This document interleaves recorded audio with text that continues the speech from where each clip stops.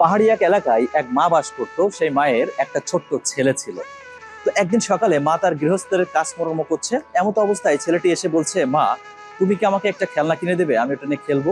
তো মা বললো, আমি তো গৃহের কাজকর্ম করছি, তুমি এখন যাও। তো কিছুক্ষণ পরে ওই বাচ্চাটা আবার আসলো, এসে বলল, মা তুমি কি আমার খেলনাটা কিনে দিবে। তখন মা বলল, তুমি কি দেখছো না যে আমি আসলে কাজ করছি, তুমি যাও, পরে আসবে। তো বাচ্চা মানুষ, সে কিছুক্ষণ পরে আবারও তার মায়ের কাছে আসলো, এসে বলল, মা তুমি কি আমার খেলনাটা কিনে দিবে না। তখন মা বেশ বিরক্ত হলো, বলল, তুমি কি দেখছো না আমি কাজ করছি, তুমি এখান থেকে যাও।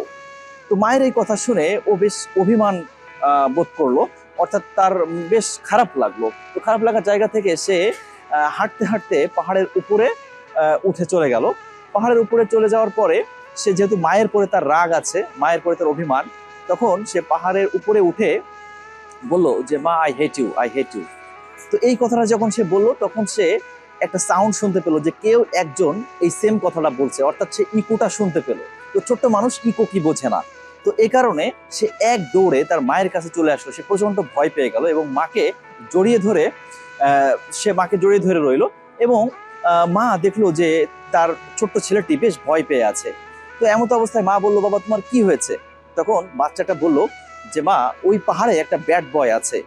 তো বললো, ব্যাড বয় তোমাকে কি বলেছে। বললো যে, ওটা আমি তোমার পরে রাগ করে বলেছিলাম যে মা আই হেট ইউ, ওই ব্যাড বয়টাও ঠিক সেম কথা বলেছে যে মা আই হেট ইউ। তো মা আসলে বুঝতে পারলো পুরো ঘটনাটা কি।